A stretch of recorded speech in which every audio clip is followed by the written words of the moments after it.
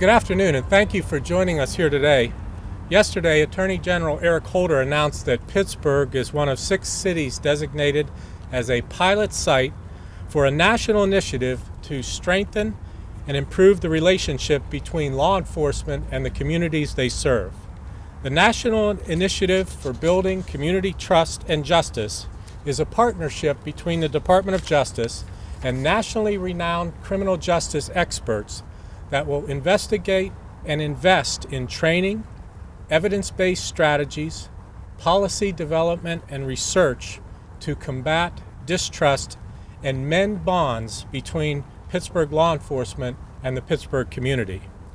This initiative will provide training to law enforcement as well as community members on bias reduction, procedural fairness, racial reconciliation, and violence prevention. Pittsburgh was chosen not because we are a problematic community, but rather because we have shown our willingness and capacity and demonstrated our ability to work together to try to address existing social tensions. In May of 2011, my office formed a community police relations group that operates according to 3 guiding principles: reducing crime and increasing public safety, ensuring policing that respects the law and the Constitution, and ensuring and enhancing respect for and from law enforcement. From its inception, we have and continue to develop concrete plans to ensure that the civil rights of all are protected and respected within our community, while recognizing the need for effective law enforcement strategies to combat crime and enhance public safety. Our goal is and remains to shed light, not heat, on the problem of mistrust. This work, which we started several years ago, was rewarded this week with the pilot site designation. I look forward to working with Mayor Peduto, Chief McClay, and the citizens of Pittsburgh, as well as the National Initiative team, to achieve further and more rapid progress in improving police community trust. I'd now like to introduce the Mayor, Bill Peduto. Thank you. And I want to thank the U.S. Attorney Hickton, and Chief McClay for bringing this great opportunity to Pittsburgh. This dovetails very well with the initiatives that we've undertaken over the past 16 months. Bringing in a visionary police chief, one who has national recognition and best practices, and one who's committed to community building and creating a community-driven police bureau, now has the added benefit of receiving one of only 6 cities in the nation support from the federal level in order to make sure that Pittsburgh creates that model of policing that we know we can do. There's a lot of work that needs to be done, and a lot of work that already has been done, and it's coming from a grassroots effort. It's happening in church basements, it's happening in rec centers, it's happening all throughout this city. And it's a coming together of community and police. But we can't do it alone. And we do need to have help in identifying where problems exist and where they can be solved. In accepting this grant, what we are taking on is a responsibility of not only improving the Pittsburgh Bureau of Police, one which our goal is to create the best police force in the United States, but also of creating a model, a best practice for other police bureaus around the country to follow. How we go about this in the next 3 years of this grant will identify not only what and how the Bureau of Police will be viewed by the public, but how the city of Pittsburgh will be viewed by all. And with that, there is great responsibility, and we have a leader to be able to help us to get there, our Chief, Cameron McClay. Thank you, sir.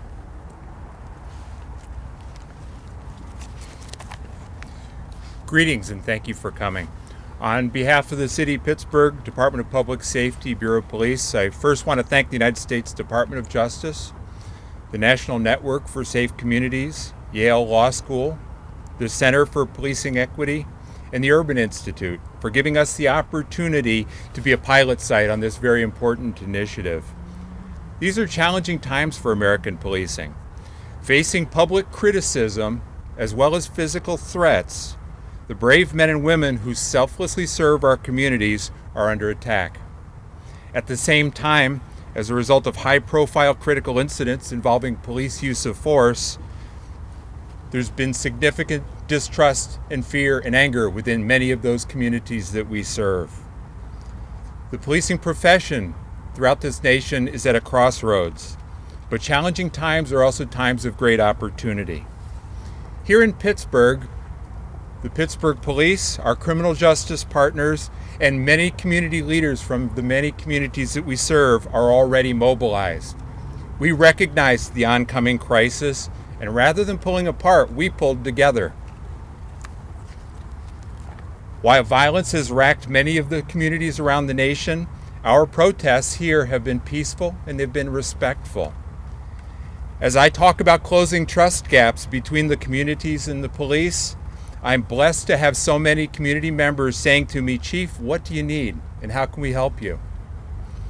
We, the Pittsburgh Police, have been working diligently to improve our community relationships.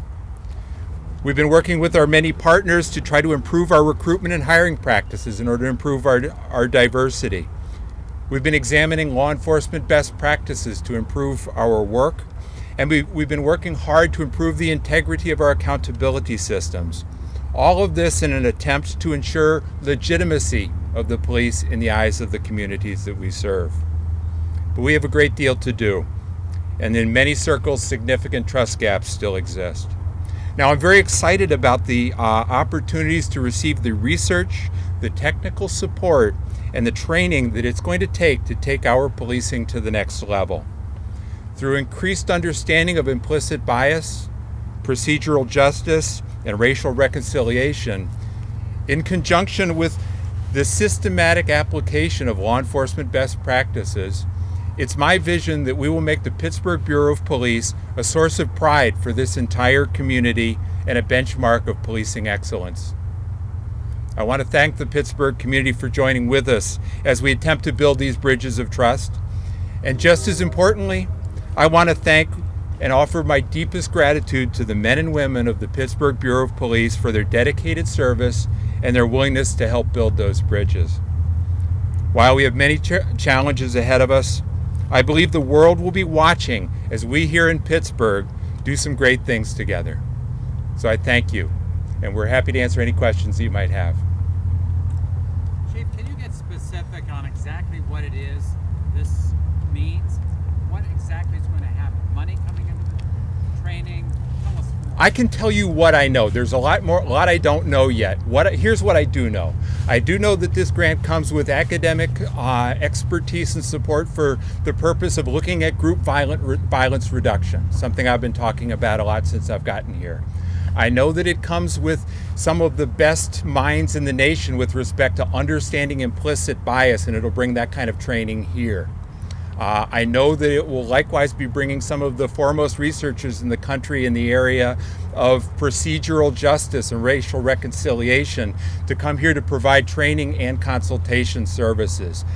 After that, I don't know too many more of the details. I know that it's exactly what I needed, however. I don't know that we're going to be receiving money, but it's not so much money that we need, as we need the guidance, the training, and the expertise to help us improve our game so we can leverage those best practices and become one of the best departments in the country.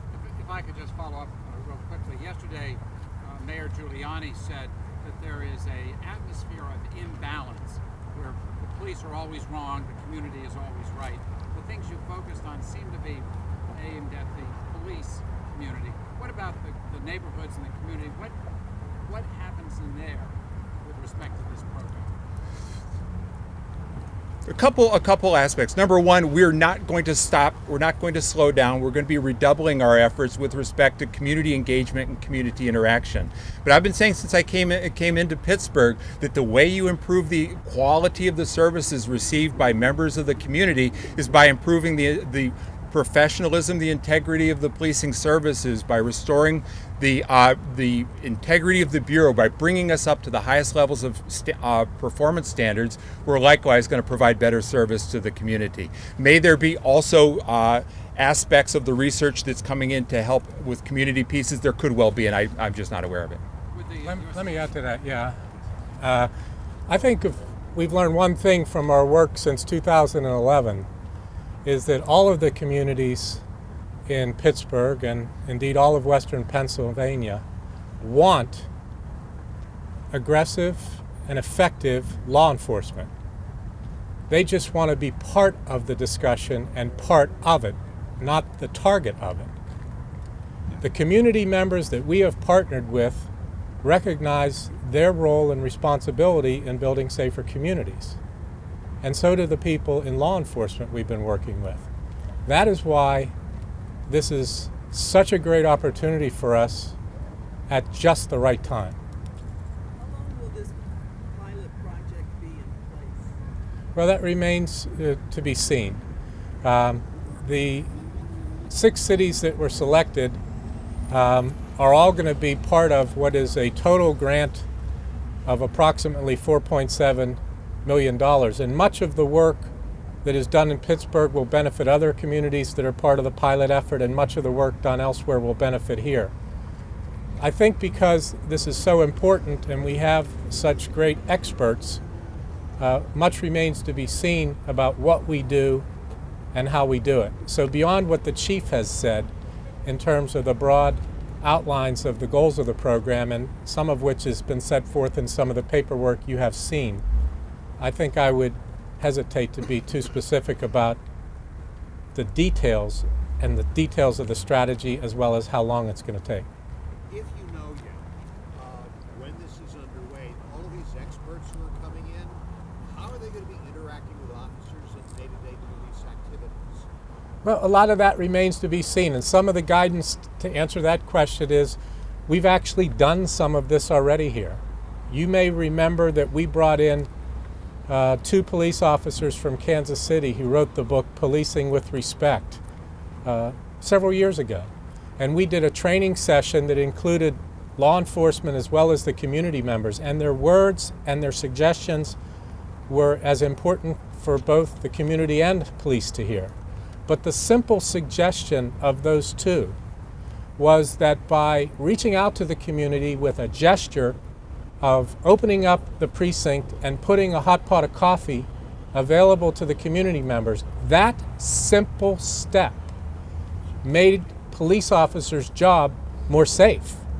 Not only did it directly lead to better community police relations, but the officers became more safe.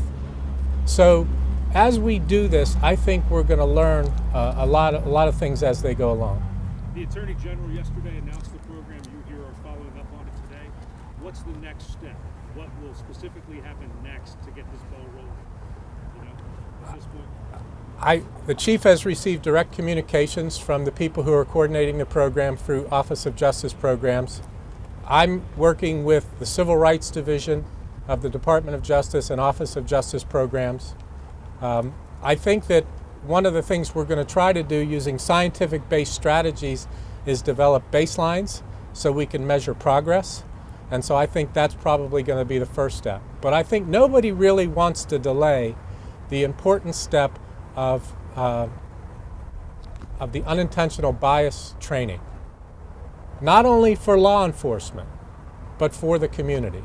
You know, when we did our first work here in Pittsburgh, and I see Beth here and some others who participated, the first thing we did was listening sessions.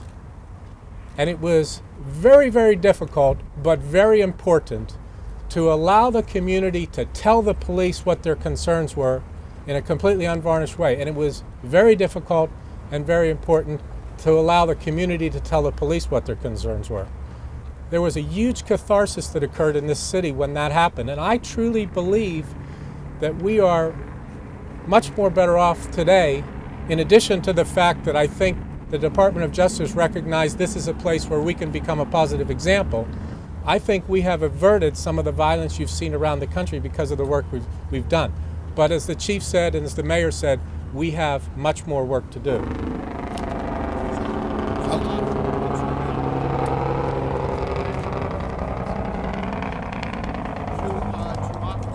By the way, didn't Doug Shields put a law into that's illegal?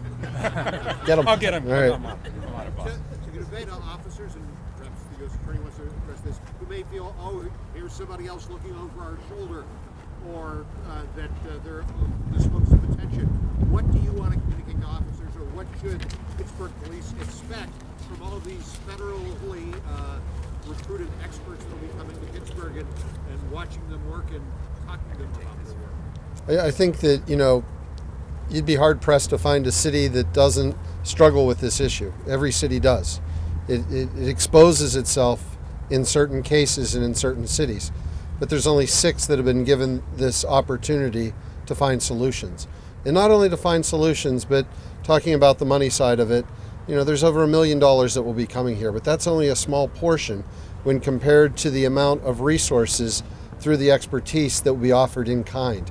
So we have the opportunity to use the best experts in this field from around the country, federal funding, and in a partnership with our U.S. Attorney in the capacity to build it through our Police Bureau and our Public Safety Department into our neighborhoods. So although the problem may exist throughout the country, 6 cities have been given the opportunities to find the solution. Bob, let me add to what the mayor said in response to your question and directly speak to the police officers of the city of Pittsburgh, as well as the community of the city of Pittsburgh. We have a common enemy. It's random violence in our communities.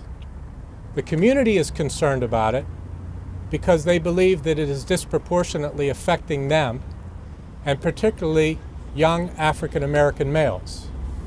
But we are in the middle, as we saw this week, of one of the worst epidemics of violence against law enforcement in our history. Pittsburgh, a couple years ago, very sadly, experienced that very directly.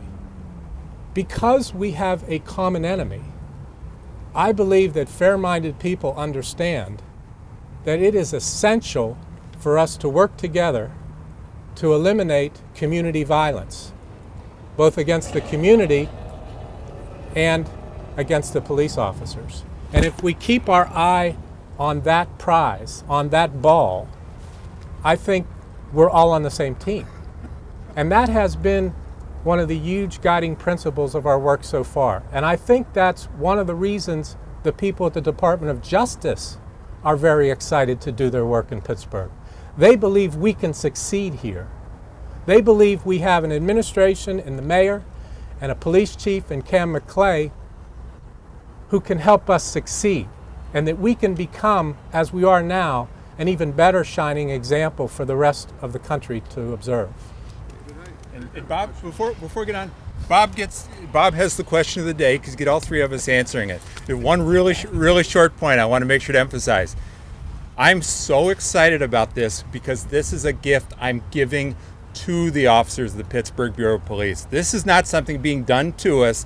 This is a gift I get to give to them. And when I had the opportunity to go through some of this kind of training and understanding implicit bias, it changed my life. It changed my human perspective.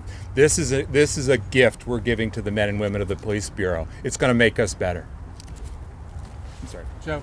Yeah, David, there was a report, and forgive me because I forget what city it was out of, but there was some indication that the FBI may have been surveilling some of the protests, the police violence protests, and considering some of the groups involved, like possible proto-terrorists or something like that.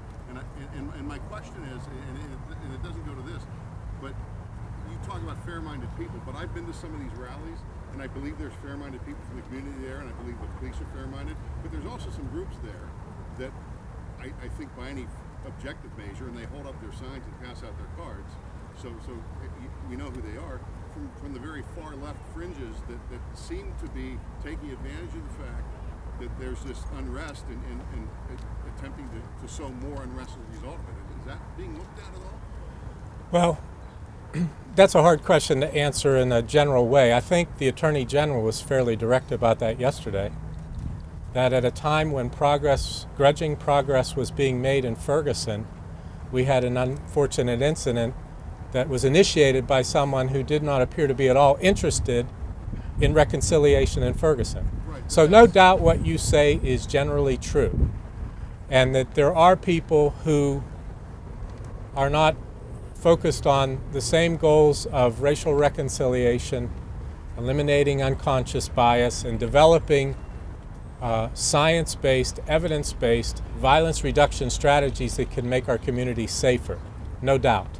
But we're not going to be distracted by that, and I hope the public isn't either. I'm making the call today that any citizen in the greater Pittsburgh community that wishes to be helpful in this endeavor, we're interested in having your help.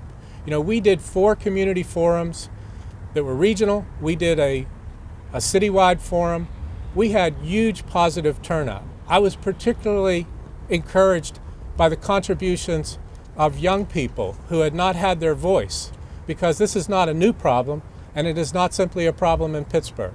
So I'm offering that we're willing to join hands with anyone who's not had their voice before or wishes to be heard. We have a fantastic opportunity here, and we have in Pittsburgh the best promise, in my opinion, of really making a positive demonstration of excellence in the area of community police trust, in the high standards of law enforcement that the public deserves, as well as the high standards of public-spirited contribution that community members want to make. Any other questions? Yes. Obviously, Pittsburgh is the primary police department in the city, but you also see officers from like Port Authority, Sheriff's Office, and such. Is this going to focus solely on the Pittsburgh police, or also reach out to those other departments? Well, initially it's going to be the Pittsburgh Police, but our goal is to propagate positive success to all of the police communities that we are allied with. Just this morning, I had our monthly lead meeting, which is law enforcement agency directors, and that involves CAM is part of it. That involves all of the heads of law enforcement, federal, state, and local. One of the initiatives since I've been U.S. Attorney is to add the local police chiefs to that group. We recognize in all of our work that the local police chiefs in some of the smaller communities are essential for us to build safer communities for our citizens. David, on one other topic, it's good to see you standing here with the mayor and the police chief of the city of Pittsburgh, because under the previous administration, I'm not so sure this would have happened. But in light of that, can you tell me, is the investigation into the city that you said a year ago was still ongoing, has that officially been closed at this point now? And are we on the right path, the right direction, and is that behind us? Well, first of all, I want to correct the premise of your question. The prior administration did participate in our community police mistrust work, and so that's inaccurate to say they were not a participant. I think I've said all I'm going to say with respect to the investigation of the city, and I really have nothing to add to what we said before, but thank you for the question.